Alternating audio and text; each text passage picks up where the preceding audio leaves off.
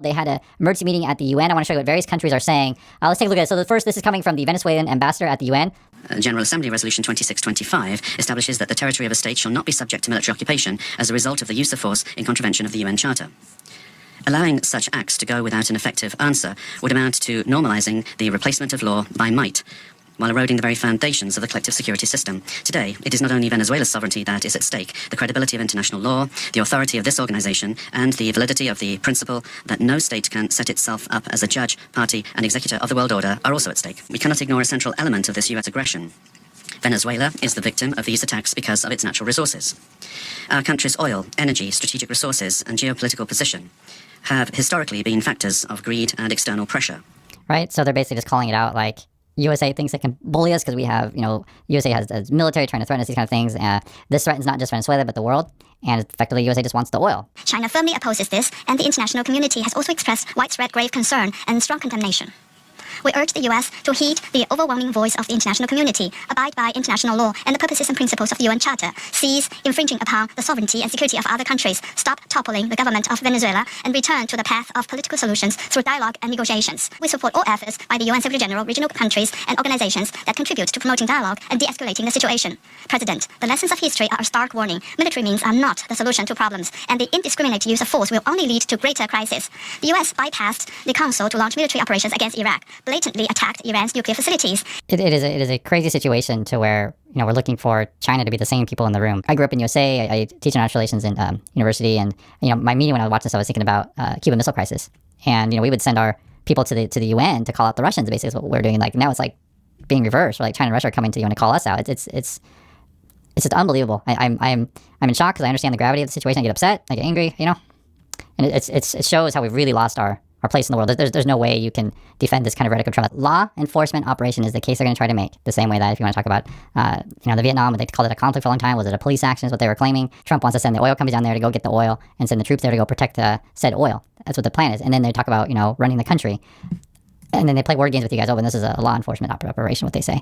There is no and can be no justification for the crimes cynically perpetrated by the United States in Caracas. We firmly condemn the U.S. act of armed aggression against Venezuela in breach of all international legal norms.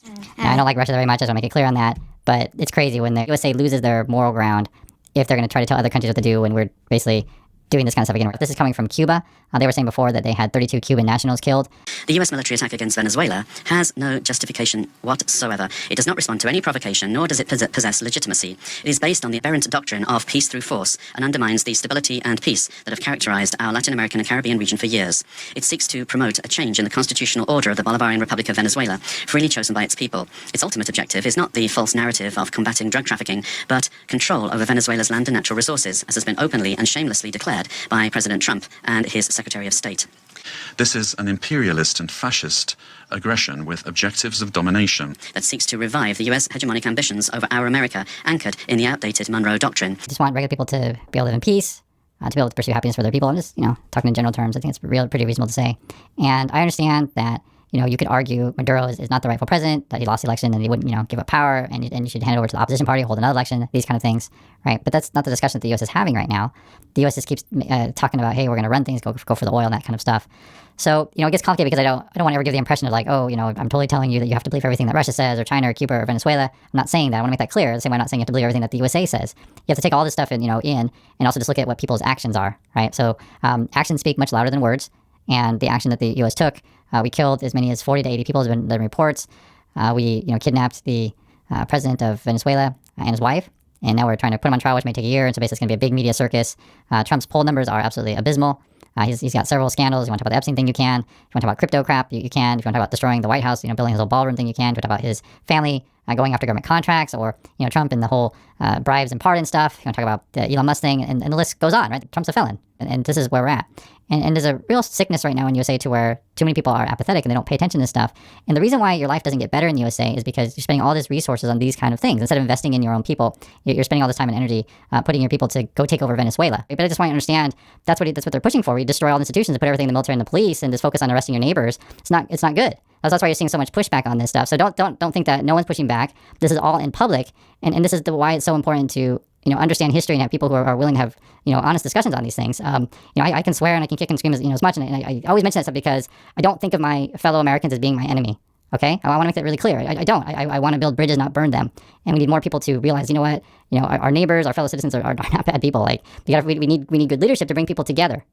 And my opinion on this stuff is there's a lot of problems facing society. 100% that if we bring people together for, okay, how can we work as a nation to solve said problems so that we can all better ourselves, that's better for all of us. But the way the Trumps and the Musk want it is more like they're going to grab all the resources and make everyone else fight over scraps, and you don't realize what's happening. I can see it on a daily basis, but literally we're faced with it right now, and this is a really big turning point in history. If Trump's going to start ordering the military to invade whatever countries, and the problem is you got like this Republican Party, there's a bunch of lapdogs, and their history is not going to look kindly on any of these people. And don't kid yourself if you're in the MAGA people. If you think Trump is a good guy, don't kid yourself. You're implicated in this stuff fully. If you say, oh, I was just following orders.